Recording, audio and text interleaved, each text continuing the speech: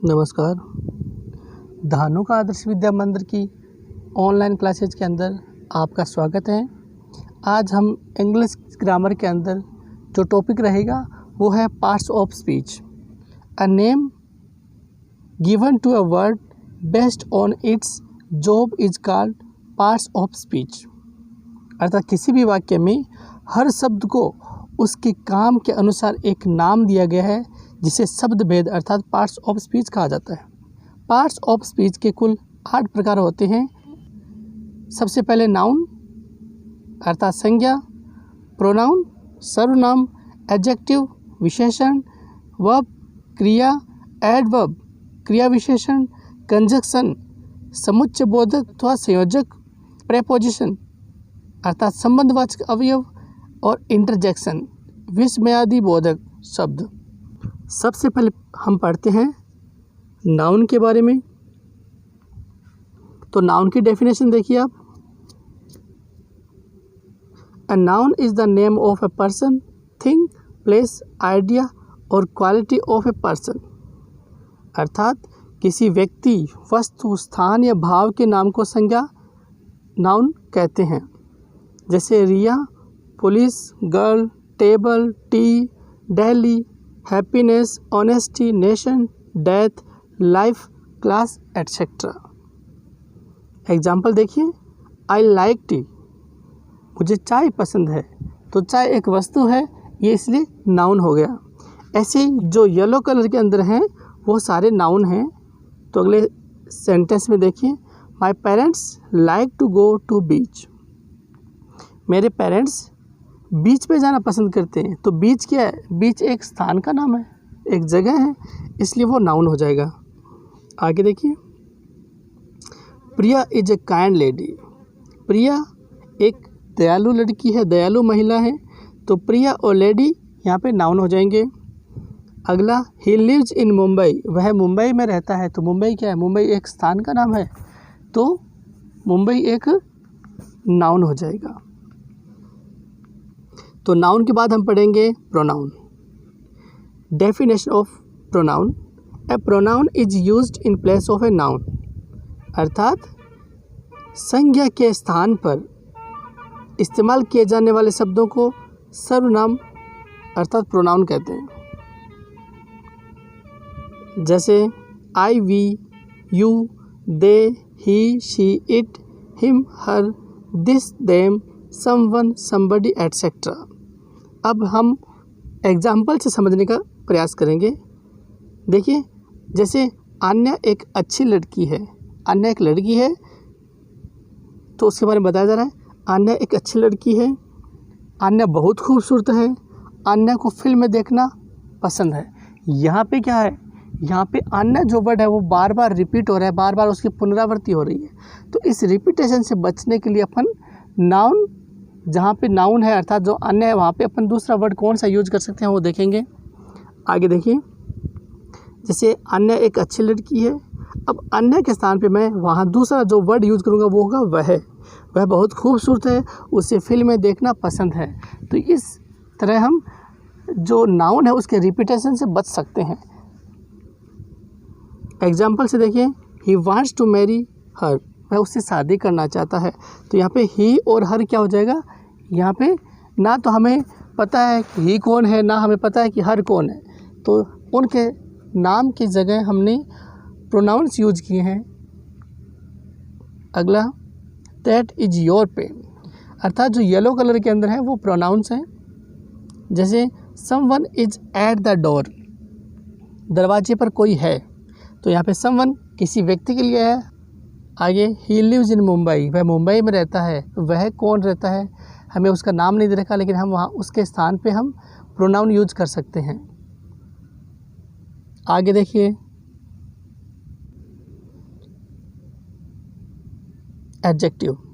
An adjective describes और modifies और gives more information about noun और प्रोनाउन। जो शब्द किसी वाक्य में नाउन या प्रोनाउन की विशेषता बताते हैं उन्हें एडजेक्टिव कहा जाता है। जैसे good, bad, intelligent, clean, dirty, small, big, lazy, brave, tall, short, black etcetera. Example देखिए, दिस गर्ल इज ऑनेस्ट, यह लड़की ईमानदार है। तो यहाँ पे उस लड़की की विशेषता बताई जा रही है कि वो लड़की कैसी है, वो ईमानदार है। अगला, she lives in a large house, वह बड़े घर में रहती है। घर कैसा है, बड़ा है। प्रिया इज ए काइंड लेडी, प्रिया कैसी लेडी है, प्रिया कैसी महिला है, काइंड है मतलब दयालु है। तो ये दयालु क्या हो जाएगा, एडजेक्टिव हो जाएगा। सुहा इज ए ब्यूटीफुल गर्ल, सुहा एक सुंदर लड़की है। सुहा कैसी लड़की है, सुंदर है। तो सुंदर यहाँ पे, ब्यूटीफुल यहाँ पे एडजेक्टिव हो जाएगा। तो आगे देखिए, वर्ब। अब हम वर्ब के बारे में पढ़ेंगे। डेफिनेशन ऑफ वर्ब देखिए, इट शोज एन एक्शन और स्टेट ऑफ एन ऑब्जेक्ट, अर्थात जो शब्द किसी सब्जेक्ट के द्वारा होने वाली क्रिया या उसकी स्थिति के बारे में हमें बताता है, उसे वर्ब कहते हैं। वर्ब्स के 2 टाइप्स हैं देखिए। मेन वर्ब, मेन वर्ब कौन कौन सी होती है, जो मुख्य क्रिया होती है, जैसे eat, sleep, play, laugh, sit, stand, speak, come, go, teach, study, cry etcetera. ये सारी मुख्य क्रियाएं हैं मेन वर्ब। ऑक्सिलरी वर्ब अर्थात जो सहायक क्रिया होती है, जैसे is, am, are, was, were, will, shall, have, have been etcetera. ये क्या करती हैं, ये हमें स्थिति दर्शाने का कार्य करती है। जैसे सी इज वॉकिंग, वह चल रही है। तो वॉक का वॉक वर्ब हो गया। अगले में देखिए, Anchal is going to school, Anchal school जा रही है। तो यहाँ पे वर्ब होगी गोइंग। अगले में देखिए, द डोर वॉज ओपन। अगला sentence, Riya is a doctor, Riya एक डॉक्टर है। तो यहाँ पे रिया के बारे में बताया जा रहा है कि रिया क्या है, रिया एक डॉक्टर है। तो वो उसकी स्थिति दिखा रहा है। एडवर्ब। अब हम एडवर्ब के बारे में पढ़ेंगे। An adverb modifies or add something to the meaning of a verb, adjective or another adverb. किसी वर्ब, एडजेक्टिव या दूसरे एडवर्ब की विशेषता बताने वाले शब्द को एडवर्ब कहते हैं। जैसे before, yesterday, yet, still, slowly, fast, delightfully, obviously, very, almost, how, when, enough, hardly etcetera. Example देखिए, सी इज वॉकिंग स्लोली, वह धीरे धीरे चल रही है। अब यहाँ पे वॉकिंग तो वर्ब हो गया, अब ये चल रही है, कैसे चल रही है, धीरे धीरे चल रही है। तो यहाँ पे वर्ब को क्वालिफाई कर रही है, वर्ब के बारे में बता रही है कि वर्ब कैसी वर्ब है, क्रिया कैसी हो रही है, क्रिया धीरे धीरे चलने की क्रिया हो रही है। आगे, रिया इज वॉकिंग वेरी स्लोली, यहाँ पे हमारे पास स्लोली ऑलरेडी एडवर्ब है और उसी एडवर्ब को क्वालिफाई किया जा रहा है कि वो धीरे धीरे चल रही है। कितना धीरे चल रही है, बहुत ज़्यादा धीरे चल रही है। वेरी स्लोली मतलब बहुत ज़्यादा धीरे चल रही है। अगला sentence, any is really an intelligent girl, any वास्तव में एक बुद्धिमान लड़की है। Conjunction, a word that joins 2 words, sentences और क्लॉजेज इज कॉल्ड कंजक्शन, अर्थात 2 शब्दों या वाक्यों को आपस में जोड़ने वाले शब्द को कंजक्शन कहा जाता है। जैसे सच एज, बोथ एंड, और as well as, else, but, either or, neither nor, no sooner than, that etcetera. उदाहरण देखिए, जैसे हमारे पास 2 सेंटेंस दे रखे हैं। Abhay is wrong, his friend is wrong. Abhay गलत है, उसका दोस्त भी गलत है, उसका दोस्त गलत है।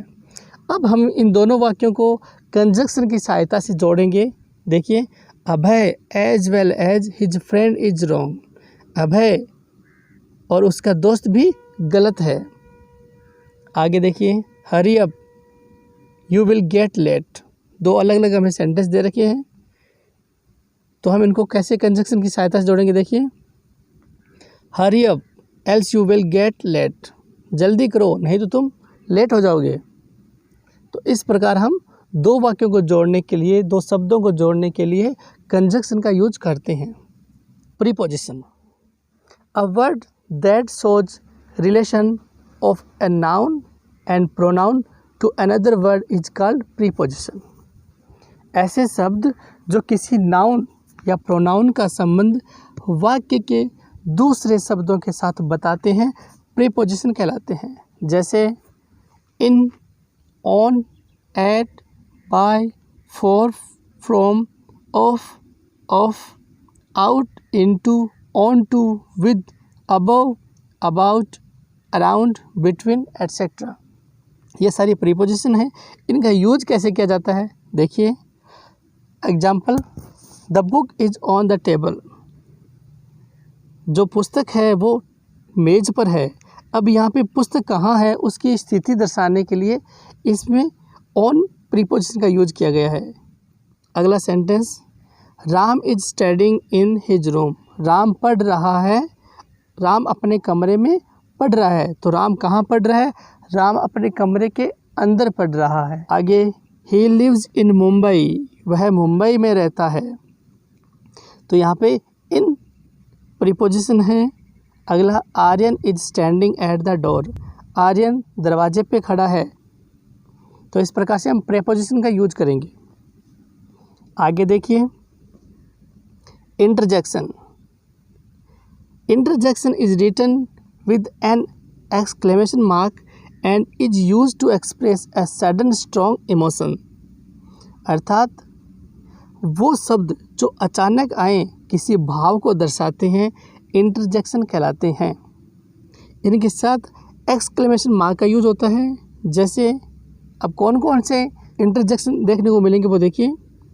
जैसे जॉय के लिए, खुशी आनंद के लिए कौन सा इंटरजेक्शन आता है? जैसे हुर्रे, वाह वाह। इस प्रकार से सोरो या दुख के लिए एलएस, आह, ओह, आउच। इस प्रकार के अपन इंटरजेक्शन यूज करते हैं। सरप्राइज शो करने के लिए व्हाट, वाओ, इस प्रकार से यूज करते हैं। ग्रीटिंग, किसी को संबोधन देने के लिए, जैसे हेलो, हाय, लुक, लिसन, एटसेट्रा। इस प्रकार से कुछ इंटरजेक्शंस हम यूज करते हैं। एग्जाम्पल देखिए, hurray, we won the match. यहाँ पे इसका एग्जैक्ट कोई मीन नहीं होता, लेकिन इस वर्ड के यूज़ से हमें उसका इमोशन का पता चलता है कि यहाँ पे खुशी जाहिर की जा रही है कि हम मैच जीत गए। तो यहाँ पे एक एक्सप्रेशन दिया जा रहा है, इट हर्ट्स। यहाँ पे एक दुख का भाव प्रकट किया जा रहा है। वाह, व्हाट ए प्लेजेंट सरप्राइज। अगला, व्हाट आर यू सेइंग। यहाँ पे एक आश्चर्य प्रकट किए जाने का भाव प्रकट हो रहा है।